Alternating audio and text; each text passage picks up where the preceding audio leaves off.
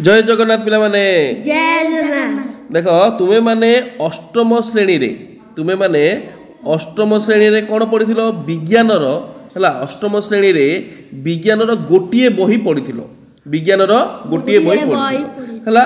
तो बर्तमान तुम जो नवम श्रेणी को आसिल है से दुईटी बही पढ़ गोटे हूँ साइंस 1 गोटे हूँ साइंस 1 आउ गोटे हूँ साइंस 2। तो दुईटी बही तुम्हें माने पढ़। तो देख ये जो दुईटी बही रे कौन कौन सूचीपत्र अच्छी। तो प्रथम साइंस 1 बही रे बा तुम जोड़ा कहूँ भौतिक विज्ञान बहीटारे तुम कौन कौन पाठ पढ़ से विषय रे आलोचना करवा। देख ता पूर्व मुझे कहीदे शुण तुम जो भौतिक विज्ञान अच्छी सेटा को दुईटी पार्ट रे डिवाइड कराई। जो भौतिक विज्ञान बा physical science PHYSICAL physical science जोड़ा अच्छी बा तुम से भौतिक विज्ञान तो यहीटा को आमर कौन कराई दुईटी पार्ट रे डिवाइड कराई दुईटी पार्ट रे डिवाइड कराई। गोटे हूँ केमिस्ट्री CHEMISTRY केमिस्ट्री जहाँ कि तुम रासायन विज्ञान केमिस्ट्री जोटा कि रासायन विज्ञान। आ गोटे पार्ट कराई तुम फिजिक्स PHYSICS फिजिक्स जहाँ कि तुम पदार्थ विज्ञान बा भौतिक विज्ञान बा पदार्थ विज्ञान बोली तुम। तो फिजिकल साइंस बा भौतिक विज्ञान को दुईटी पार्ट रे कराई गोटे हूँ केमिस्ट्री आउ गोटे हूँ फिजिक्स है।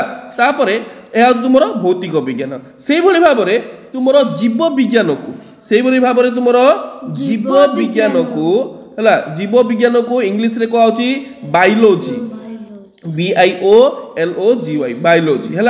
जीव विज्ञान को तुम से दुईटी पार्ट रे डिवाइड कर गोटे हूँ जूलॉजी ZOLOGY जूलॉजी जहाँ कि तुम प्राणी विज्ञान प्राणी मानक ऊपर पढ़ा। आउ गोटे हूँ कौन बटनी आउ गोटे हूँ बोटनी BOTANY जहाँ कि तुम उद्भिद विज्ञान जहाँ कि तुम्हें उद्भिद मानक विषय पढ़ बुझिपार। गोटे हूँ भौतिक विज्ञान तुम दुईटी पार्ट कराई गोटे हूँ केमिस्ट्री आउ गोटे फिजिक्स आउ बायोलॉजी तुम दुईटी पार्ट कराई जूलॉजी आउ गोटे बटनी। तो यही साइंस 1 और साइंस 2 दुईटी बही पढ़।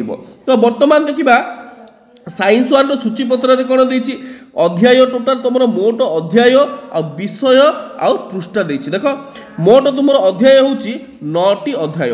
तो तुम 9टी अध्याय मोट 9टी बा 9टी पाठ अच्छी केतोटी पाठ अच्छी 9टी पाठ अच्छी मोट तुम 9टी पाठ अच्छी।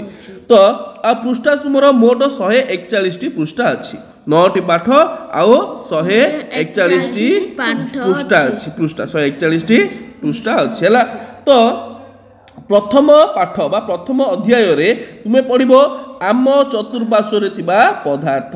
तो प्रथम पाठ रे तुम्हें माने आम चतुर्पार्श्व थिबा पदार्थ मैटर इन आवर सराउंडिंग्स तुम्हें प्रथम पाठ रे पढ़। द्वितीय अध्याय रे तुम्हें पढ़ आम चारि पाखरे थिबा पदार्थ विशुद्ध की is matter around us pure या तुम्हें द्वितीय अध्याय रे पढ़। आ तृतीय अध्याय तुम्हें पढ़ परमाणु और अणु जोड़ा कि एटम्स एंड मॉलिक्यूल्स आ विषय तुम्हें पढ़।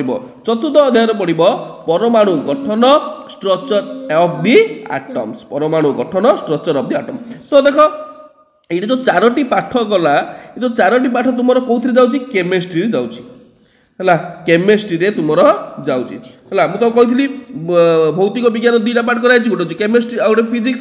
तो यहाँ तुम केमिस्ट्री जाऊँगी जहाँकि रासायनिक विज्ञान रे तुम जाऊँगी बुझिपार। तापर पंचम पाठ षष्ठ सप्तम अष्टम नवम पाठ तुम फिजिक्स रे जाऊँ पदार्थ विज्ञान रे जाऊँ। जमीती कि पंचम पाठ तुम अच्छी गति बा मोशन बोली कहुच्छी।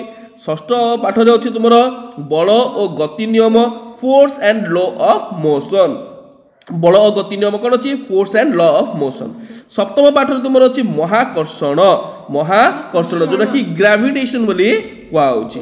तापर अष्टम अध्याय रे तुम अच्छी कार्य और शक्ति वर्क एंड एनर्जी।